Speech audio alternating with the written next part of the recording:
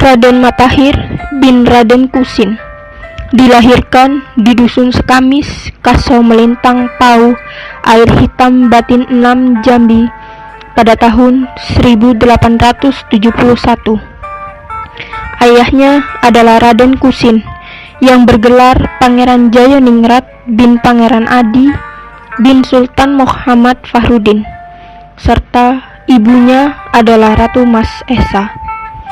Ibu Raden Matahir merupakan kelahiran Mentawa, Air Hitam Pau, yang dulunya adalah daerah tempat berkuasanya Tumenggung Merah Mato. Raden Matahir merupakan cucu Sultan Taha Saifuddin, pahlawan nasional dari Jambi. Hubungannya adalah sang ayah dari Raden Matahir yang bernama Pangeran Kusin adalah anak dari Pangeran Adi yang merupakan saudara kandung Sultan Taha Saifuddin. Raden Matahir adalah seorang panglima perang Jambi yang sangat terkenal dan sangat ditakuti oleh Belanda. Setelah wafatnya Sultan Taha Saifuddin pada tahun 1904, komando perlawanan terhadap Belanda di Jambi dilanjutkan oleh Raden Matahir, yang oleh masyarakat Jambi dikenal sebagai Singo Kumpe. Ia telah memperlihatkan sebagai seorang kesatria yang berani, cerdas, dan pandai mengatur strategi. Raden Matahir dikenal dengan strategi perang gerilyanya. Di dalam majalah militer Hindia, Belanda mengakui kehebatan seorang Raden Matahir dalam menjalankan strategi perang gerilyanya. Hal ini dapat dilihat dalam kutipan Mukti Nasruddin dalam bukunya Jambi dalam Sejarah, yang mengungkapkan bahwa Belanda menilai Raden Matahir sebagai seorang yang keras kepala, tidak mudah ditaklukkan, dan merupakan seorang lawan yang gesit dan disegani.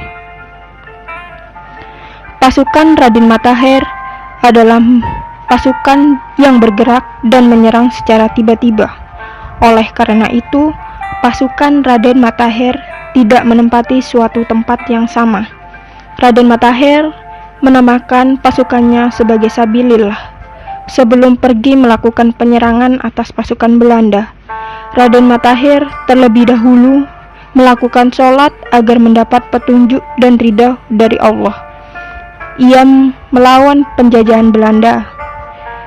Raden Matahir bertugas sebagai panglima perang yang beroperasi di wilayah Muara Tembesi hingga ke Muara Kumpe. Dalam berbagai penyerangan, Raden Matahir dibantu oleh beberapa panglima, yakni Raden Perang, Raden Ahmad, Raden Kusen, dan Raden Pamuk. Dalam pergerakan tersebut, para panglima ini membuat kantong-kantong pertahanan, barisan pertahanan, dan barisan perlawanan terhadap penjajah. Penyerangan difokuskan terhadap kantong-kantong pertahanan militer Belanda. Selain itu, mereka juga melakukan penyergapan terhadap kapal-kapal perang yang mengangkut personil, amunisi, dan obat-obatan. Tak tanggung-tanggung, mereka juga membunuh setiap pemimpin militer Belanda yang tertangkap. Saat melakukan perang gerilya bersama Panglima Tungguk Suto Alus, Raden Matahir berhasil merampas peti baja bea cukai Belanda yang berisi 30.000 cap tongkat, serta beberapa dokumen penting Belanda di Bayung Lincir, Palembang. Tempatnya di perbatasan antara Palembang dan Jambi.